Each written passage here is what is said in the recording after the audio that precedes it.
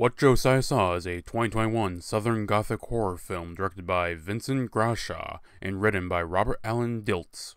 The film follows three different lives before showing how they all connect to each other. The question that ties them all together is, what did Josiah see? Now I'm gonna come right out of the gate and say that this film kinda dog shit. It's an anthology film that was labeled as horror. Now if you're like me, you enjoy a good horror anthology. Dread X Collection, anyone? What about the Mortuary Collection?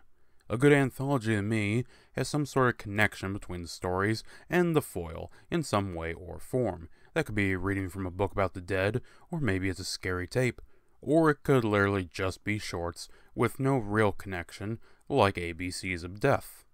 Sometimes the tales connect, sometimes they don't.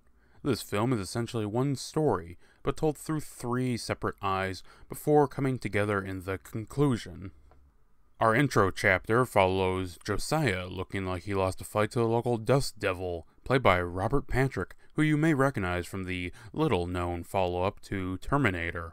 He's living on the old family homestead with his son Thomas Graham, played by Scott Hayes. I'll be honest, these two are the most enjoyable thing to watch in the film. Yeah, the scenes are a little slow, about as slow as molasses, but the characters themselves are played well enough that I'm willing to sit through them. But as fun as the scenes with them are to watch... But where? He shed out a rainbow out his little ass. The in-story context isn't so. You know, this part, you know that ain't happening. Leprechauns don't exist. Yeah, well, you think God exists and you're ignorant enough to believe that? Moving into our first chapter, The Ghost of Willow Road, we learn that some oil tycoons are trying to buy up land, but one of the properties is the Graham residence, and through their talks with the town sheriff, he explains that Miriam Graham was a kind soul who ended up hanging herself with Thomas finding her corpse. I'm sorry, Thomas. Your mother left you... hanging. That very night, after going to sleep in a drunken stupor, something scares Josiah awake. We never see it, but he explains to Thomas that it's his mother, and she's burning in hellfire from suicide. Another night and the same thing happens. This time he says she came with two others. Without speaking, they ordered Josiah and Thomas to right the wrongs of their lives. And there's even a special job for Thomas that isn't revealed just yet. So we get a rather upbeat montage of Thomas fixing up the place. Even Josiah turns down his morning tea. Leave it be. No morning tea. Not no more. Okay. Everything seems to be going pretty well until Josiah finds Thomas's porno mags. I guess what Josiah saw was a little too much of Sasha Grey. He makes Thomas open up a magazine and then start to touch himself, with a lot of strange encouragement.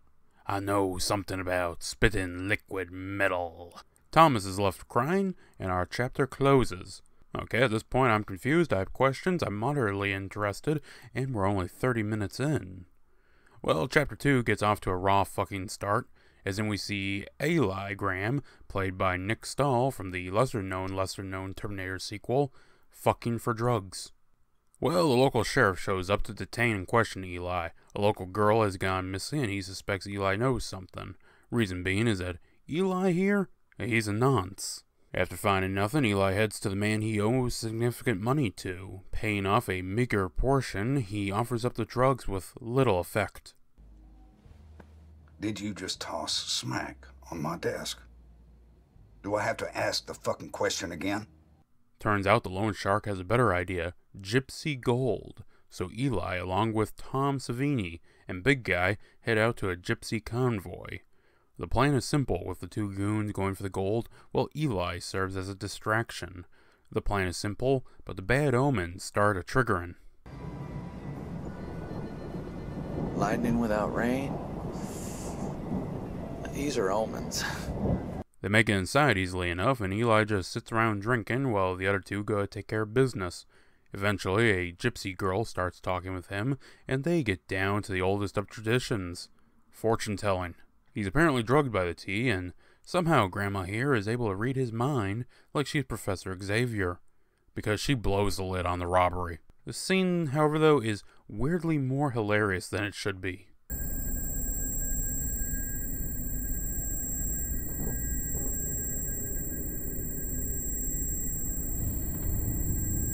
The biggest takeaway from this scene is that the fortune teller informs Eli he will die soon, and he is the cause of his mother's burning.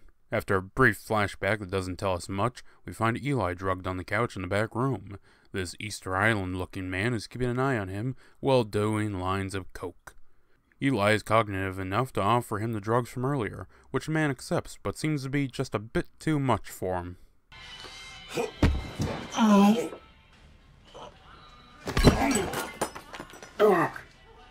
With the guard unconscious, he begins his escape. He nabs the gold, eliminates a second guard, and even finds the secondary objective of the little girl. After a rather tense run, he manages to make his way back to the loan shark. Well, your name ain't DeWitt, so you really didn't need to get the girl, but good job. Now give me the gold. It shimmers in the light. It's like Yes, he is dead now. Handing the girl off to the sheriff, we conclude Chapter 2.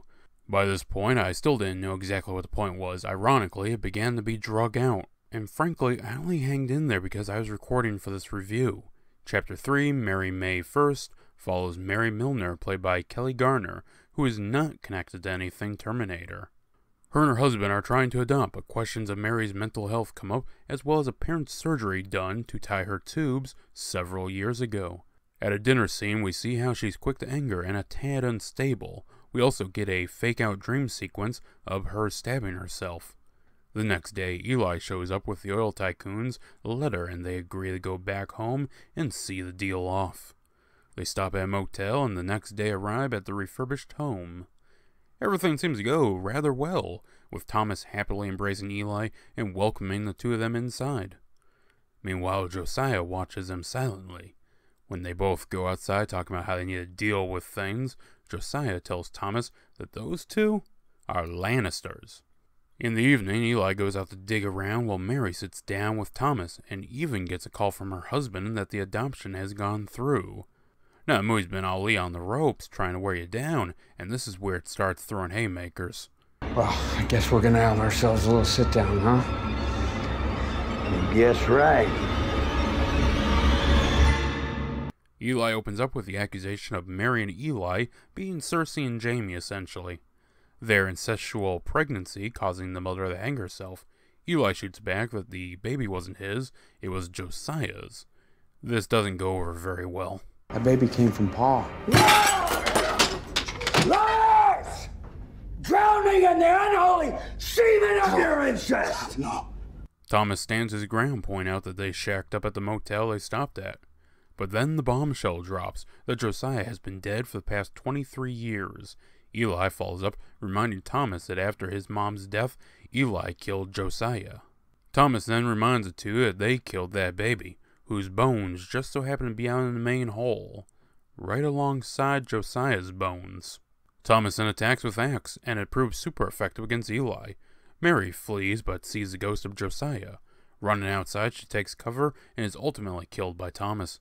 As all is quiet, we watch the tree outside burn, and realize they did in fact hook up at that motel.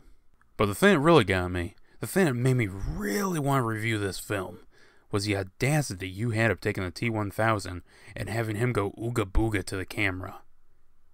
As a post-credits scene. The disrespect. So that was what Josiah saw, and I saw it all right.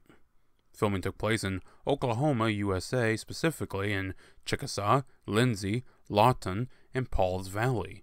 Filming began 15th of November 2019 and ended 12th of December 2019, while production would last from 14th of October 2019 to the 22nd of April 2020.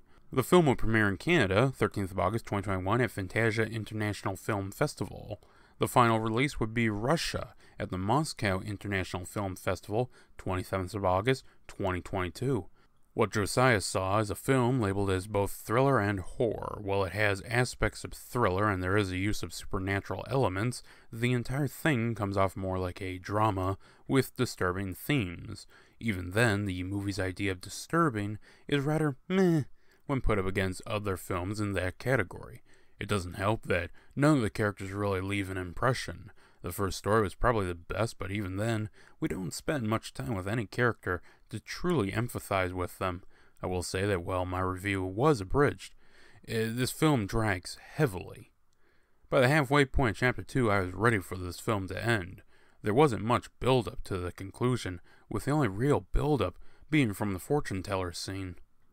So many characters are unused, such as Ross, Mary's husband, the little girl, the oil tycoon, the sheriff. So much was there, but left untouched. The main 4 characters are really just there to exist, and then shout accusations at each other come the film's end. Nothing felt truly earned, and combined with a slow pace, this film should have remained unsaw. And now, folks, it's time to say goodnight. We sincerely appreciate your patronage and hope we've succeeded in bringing you an enjoyable evening of entertainment. Please drive home carefully and come back again soon. Good night.